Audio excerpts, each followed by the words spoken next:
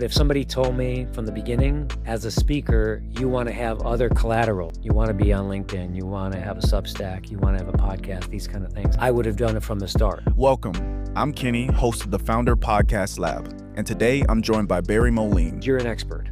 Be an expert. Stay an expert. Longtime CEO and leadership expert with more than 25 years experience and 4 years of research that became his book, Connect. And now, he's expanding that idea through his podcast, the Leadership Career Accelerator. If you want to learn the details of podcasting, that's okay too. But there's a lot of details. What made you go from that old podcast to this new podcast, Leadership Accelerator? So I had this old podcast. I had my built-in audience. And then I retired from that position. So I was no longer creating content for that particular audience. I could have continued, but I really wanted to focus my attention on, I shouldn't say, I didn't know what. I wanted to focus my attention a little bit more. I didn't think I was doing it quite right. So I hired a podcast consultant who said that they could help me grow my podcast organically, meaning we would choose topics and choose an audience and then develop content for that audience. So that was one of the first things that I learned was if I'm in the leadership space, which is kind of a crowded space for podcasting or writing. I mean, there's over 50,000 books on Amazon right now about leadership. I don't know how many podcasts there are on leadership, but there's a few. There's a bunch. So how do you niche down within that topic? Right. And what I chose to do was to focus on people who are early in their career. So entry level up until about mid-level is where I'm at. So people who are generally new in the workforce and basically just want to know the answer to this question, which is what do I do to grow in my career? So through a lot of research, I developed the name of the podcast, Leadership Career Accelerator, and it's in the name.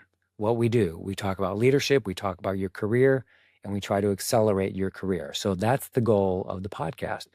And then podcast, I focus on, I internally, in my research, I look at the pain points of people who are in my demographic. What kind of things are they going through? And then within, knowing those pain points, there's like, I need to know how better to communicate. I need to know how better to show up to work every day so that I present a good image.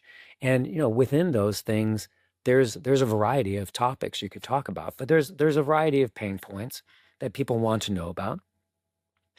And what I do is produce content for my demographic, my early career listener.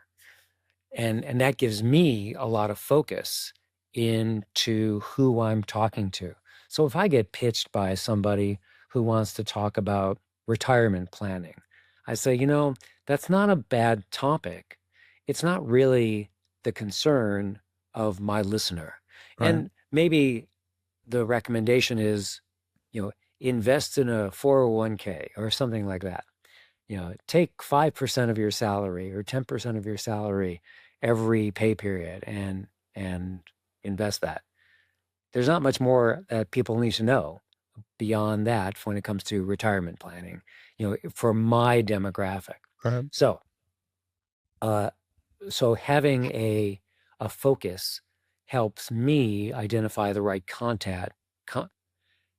Having the right focus helps me identify the right content for my listener. And, so that's how I direct my attention.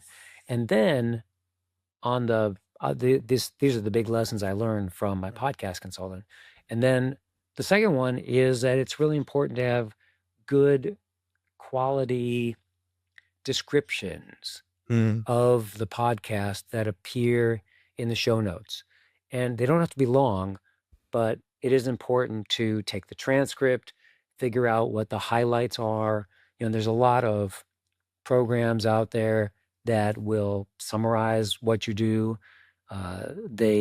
They'll like I use ChatGPT to help me create show notes that are attention grabbing, you know, that identify what people will learn from the episode.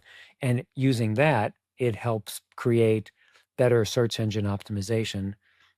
When somebody's searching on a topic, let's say I do something on imposter syndrome, Then all that information will be in the show notes, and then keywords will pop up in a search when people are saying, what do I do if I've got imposter syndrome? And then hopefully my podcast will rank high enough up so that people can listen to that particular episode. So that's the idea. Whatever topic I'm talking about, uh, I try to create good show notes that show up on SEO. That's a lot. I gave you a lot that right there. yeah, that's perfectly fine. I appreciate it. So you said that your podcast consultant helped you focus down into specific niche in leadership. How did you come to decide that particular niche exactly? That's a good question. My background is in leadership. I was Mm, a CEO for 29 years. So I right. figured I should talk about what I know. And I've got a lot of experience in leading organizations and dealing with all kinds of lunacy that happens in the world of work. That's just what my background is. So I probably should talk about that. I suppose I could talk about that or hockey. I love hockey. So I could go one or the other. And I chose leadership. So uh, so that's how I chose that topic. I wanted to talk about broad leadership. I want to talk about Okay. vision and strategic planning and authoritarianism leadership, a variety of things. And the podcast consultant said, no, you got to talk about what we have to find a niche. If you want to talk to C-suite people, great. Let's focus on the C-suite. Let's talk about those big issues. But you can't talk about a big issue and then a little issue, and you can't go back and forth. You've got to find a listener. So that's one thing that they were really big on from the start is let's spend a lot of time figuring out who you are best at talking to. And that took some thinking on my part. Do I want to continue to talk to senior level people? Do I want to talk to mid level people? Do I want to talk to people who are early in their careers? And just after some soul searching, I said, I think there's a lot of people that could use, I hate to call it advice, but Mm, direction on sure. what to do early in their careers. I know because when I was early in my career, I didn't have anybody to talk to about like, what the hell do I do? How do I act? Blah. So that's why I created Leadership Career Accelerator because I wanted to give people the information that I didn't have when I was early in my career. Okay. That makes perfect sense. You really wanted to give back to people who are on the general same path but don't know what to do, and you wanted that when you were younger. So yeah, that makes sense. I understand that sentiment.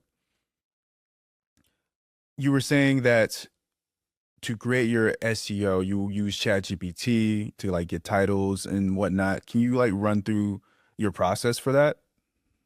Sure. Um, what I do is everything is based on the transcript. Mm, So I use the transcript, which I use I'm going to have to get my that tab open on that helps me identify which programs I use. I use a program called Pod Squeeze, and Pod Squeeze creates basically I just upload an episode into Pod Squeeze, literally the recording, the audio mm, recording into Pod Squeeze. And it is an SEO optimizer. It creates a thumbnail. Uh, it also um, creates show notes and it creates social media um, summaries that okay. you can edit and post online. It's not all perfect. You still have to review it and edit it pretty well, Sure. but that's okay because, Mm. you want to have your voice in there.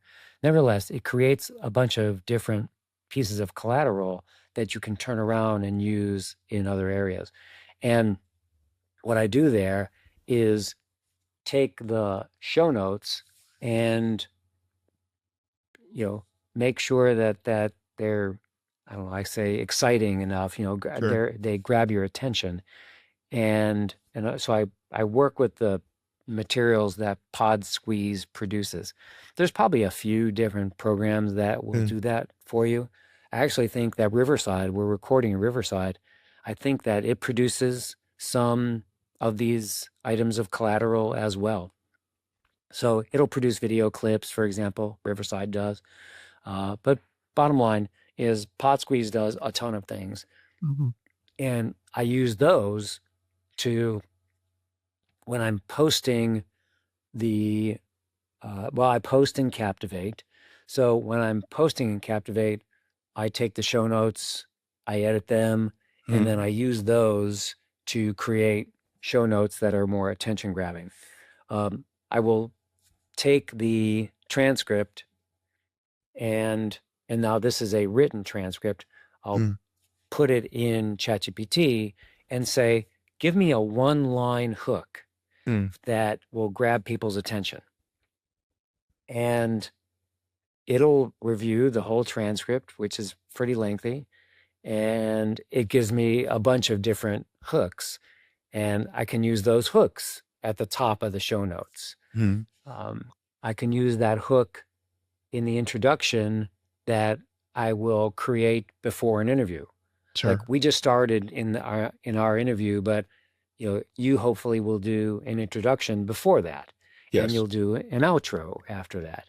So you can say those things and you can use the hook for to grab attention. And then I'll use the transcript to also create titles. I'll just ask ChatGPT, create some exciting, attention-grabbing titles for my podcast. And the more information you give it, the greater variety you'll get. And then with those, I try to usually get something contrarian, like, did you know that, you're messing this up unless you do this? Mm. Whatever it is.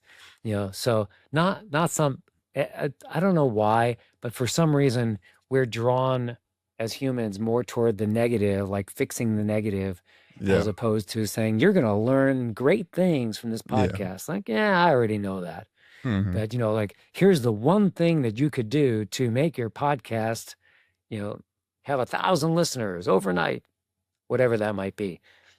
So I kind of look for titles in that range, and those get more attention. Surprisingly, they get more attention.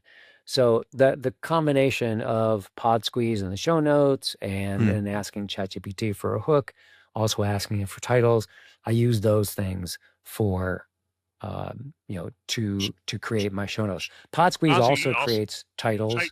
It also gets you a blog post and a sample newsletter. So it'll give you tweets, it'll give you LinkedIn and Facebook summaries.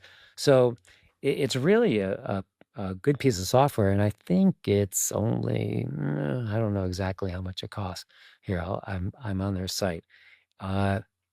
You can get it looks like for $9 a month, you get the starter package, and I think that's what I have, Okay. which is 120 minutes of podcast time per month. So, you can do 3 podcasts, maybe 4 podcasts a month for that. Yeah, that sounds like very useful information. Thank you, Barry. Sure. What is like the perfect world version of your podcast? Like, what do you like see in your mind's eye about how this podcast you really want it to be and accomplish? Ultimately, I just want to help people, and I want to get them the information that I want to answer the questions that they have about how to move forward in their career. It's what I described earlier. Mm. And that is based on my personal experience when I was coming up 40 years ago. So that's it. It's a pretty basic premise. And I think that it's also um, it puts goodness out into the world. I will say that there's a second benefit of having the podcast. And I have a speaking business. I speak on leadership, teamwork, influence and persuasion, and AI and the future of leadership. So those are 4 topics. They're obviously in the leadership space. When people consider me as a speaker, they will Google me. They'll just say, "What's Barry doing?" And I have a website, barrymoline.com, and my stuff is on that website, but it's static. You can find information about my speaking topics. You can get a link to my podcast. You get a variety of ways to look at me. My podcast will also pop up in that search. And I want people to see my podcast, Mm. see my LinkedIn posts. I publish on LinkedIn every day, short topics about leadership and teamwork and those kind of things. And it's not so important that they read or listen, they read my LinkedIn posts or listen to the podcast when they're considering me as a speaker. It's more important that they look at that and go like, wow, Barry is, he's got it going. He's a thought leader. Barry really knows his stuff. And we want him to speak at our conference. So while I clearly want people to read my LinkedIn posts, my Substack, I want them to listen to the podcast. There's no question about it. I also want them to hire me as a speaker. And the way that they hire me as a speaker, in part, is to establish a foundation of thought leadership. And the podcast is a great way to show people my thought leadership. And that's more of like a secondary thing you got out of the podcast, or was that always kind of something you wanted from the podcast to become more of a thought leader and get more speaking gigs? I would say that it was a secondary benefit that I found. It works on the podcast. But if somebody told me from the beginning that as a speaker, you want to have other collateral, you want to be on LinkedIn, you want to have a Substack, you want to have a podcast, these kind of things that will create a foundation of thought leadership for you, I would have done it from the start. Nobody explained that to me. There's no question that you can monetize a podcast. You can get sponsors for a podcast. And I'm less interested in that because more than anything, the thing that I'm monetizing is speaking. So I just want people to get in, listen to my interviews, listen to my solos, and say, Barry knows his stuff. I had nobody explain to me as I was getting into speaking that it's good to have these collateral items that show you as a thought leader. So if I knew that from the start, I would have had a podcast from the start to support my speaking business. I think it's a good thing for that. Bottom line is your podcast can support almost any business that you have. If I was in the heating and air conditioning business, if I was the guy that comes out to your house, your apartment, that fixes it up in the middle of the summer when your air conditioning goes out, I would want to have a podcast to help people understand how to save energy, to understand when your heating and air conditioning person says you need a new capacitor. Like, I don't know what that is, but what that means and why it's a good idea to have to update your capacitor before it blows up and then you can't get one for a week in the middle of the summer. The point is, whatever business I'm in, if I'm in the swimming pool business, I want to have a swimming pool podcast where my customers can listen to me talking about how to properly operate and maintain a swimming pool, so that it operates smoothly or whatever it might be. It's always good to share your knowledge, and that's what a podcast does. So you see podcasting as a great way to show and share your knowledge, become more of a thought leader. Secondary benefits such as being able to have speaking gigs. When it comes to those speaking gigs, you already were doing that and then the podcast just kind of helped that, or was it something that came from the podcast itself? I was they both kind of came up around the same time, but for unrelated reasons. I was Okay. doing the podcasting for work, and I was doing the speaking that was outside of work. And only somewhere along the way did I realize, people are Googling me. They're finding my podcast and they're saying, Barry knows what he's talking about. So then I said, okay, these are related. These two things are Mm, related. Let me have them work together. If mm. I'm speaking on leadership and teamwork and influence and persuasion and AI, I probably should be podcasting about them too, because those are my topics. So I work those in occasionally as well. Okay. That makes sense. In your podcast journey, what has been like the biggest bottleneck that you've seen so far or recently? There's no question that the biggest bottleneck is editing. It's post Mm, production, because I'm really good at thinking of questions and then asking people questions. It's much easier on the front end to mm, line people up to come on your podcast and then do an interview. That's nice. The post production, of course, I described Pod Squeeze, which helps create a lot of this collateral. Thank goodness. mm. Because if I had to write everything, wow, that would be a drag. But instead, I get to edit a lot of things. When it comes to editing, I like the editing that I can do in Riverside. It's fairly easy, but it takes time. And then posting online, again, all that takes time. So everything post production is it's outside of my wheelhouse. I, you know, I kind of like was a seventh grade, audio visual geek, like part of the AV club. So I don't mind doing those things, but I also have I have a big to-do list. Mm. Here's my to-do list. Oh my Wow. goodness, look at all the stuff on there. Yeah. Sticky notes on There's it a and everything. there's a lot of things. Yeah. The sticky notes are they're like the thing I'm going to emphasize today. Mm, So I've got a lot of stuff on my to-do list. Well, podcast editing, it always seems to move down the list. And if I've got to spend time editing my podcast, I'm not doing other things that I really want to do to maybe help get a gig in speaking. So there's no question that getting help with podcast editing is something that's really valuable for podcasters, because it's not in everybody's wheelhouse to be able to understand how best to do it technically, but also to hear how it sounds. Where should you have music come in?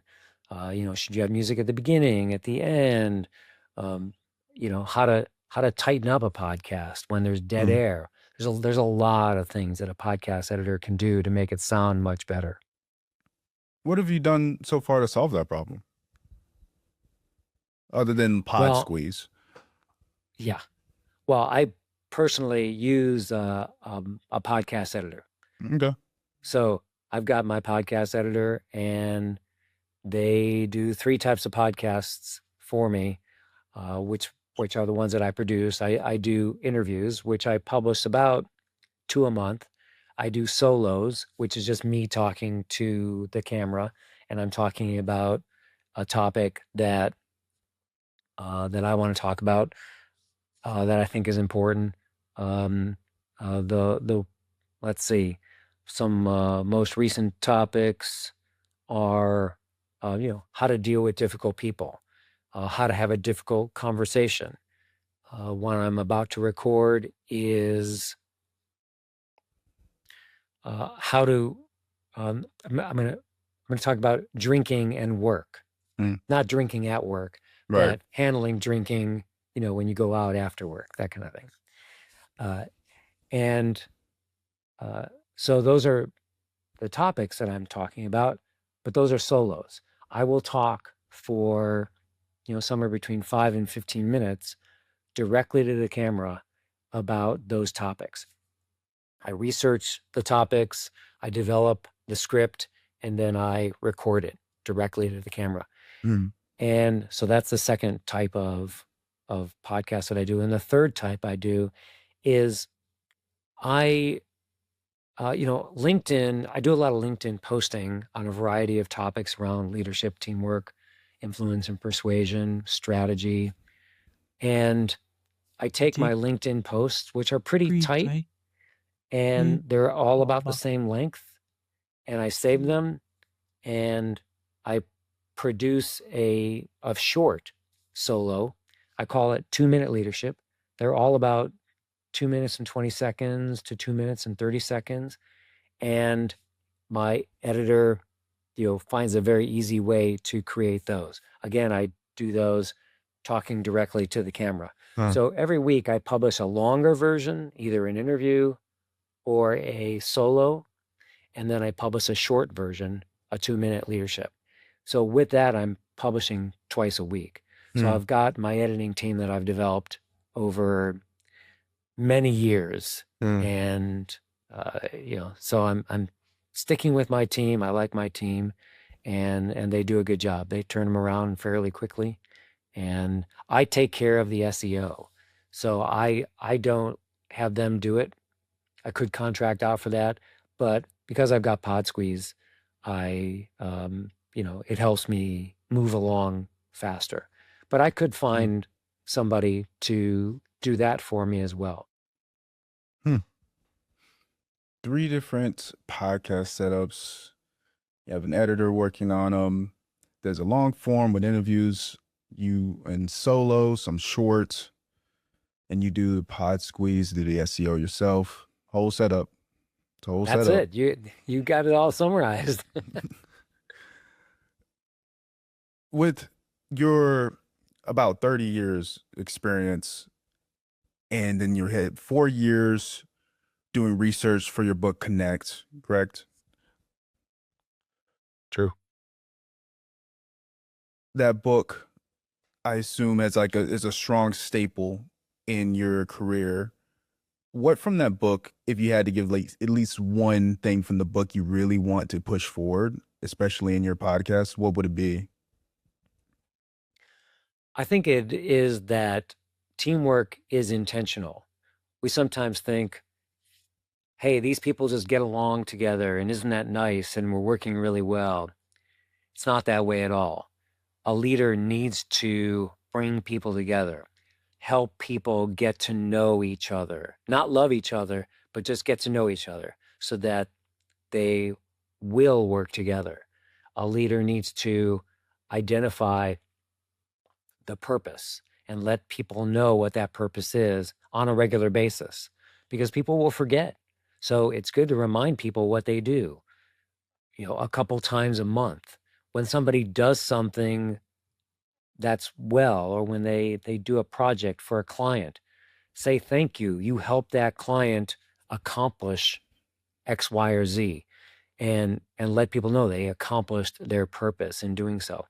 And so that's that idea right there, that teamwork is intentional. A lot of leaders don't realize that. And the best leaders, the ones who create great teams, are the ones who say, I'm going to work on this team. I'm going to help my team be better. And I'm going to take action on a regular basis to help people know why they're doing what they're doing and to encourage them to work better together. That's my big message from the book. Yeah. From the book, Connect. From the book. How to quickly collaborate for success in business and life. It's back there on the wall. Oh, that's nice. Let's say you're in front of a expert who's podcasting. What advice are you dying to give them based on your experience? If I'm talking to an expert or somebody that's brand new into podcasting? Let's say they're an expert in their field. Oh, and sure. they're podcasting, they're getting into podcasting. What advice are you dying to give them? What I would say to an expert is you're an expert. Be an expert. Stay an expert. If you want to learn the details of podcasting, that's okay too. But there's a lot of details, a ton of details. And it's helpful to have a partner to work with. I learned a lot along the way, in part because I've been doing it for so many years that there wasn't a lot of support when I was starting out in podcasting. And I've learned along the way to find people that can help me. I would want, I would recommend to somebody starting out in podcasting to focus on your topic and partner with somebody who knows the podcasting world, and they'll be able to get your podcast up and running and flying high. Because you could spend your time doing that, but it's going to take away from your expertise. All right. That's powerful. Thank you, Barry. I think we're going to close it here. Great, Kenny. It's been wonderful talking with you, and I look forward to hearing the podcast when it comes out. Thank you, Barry.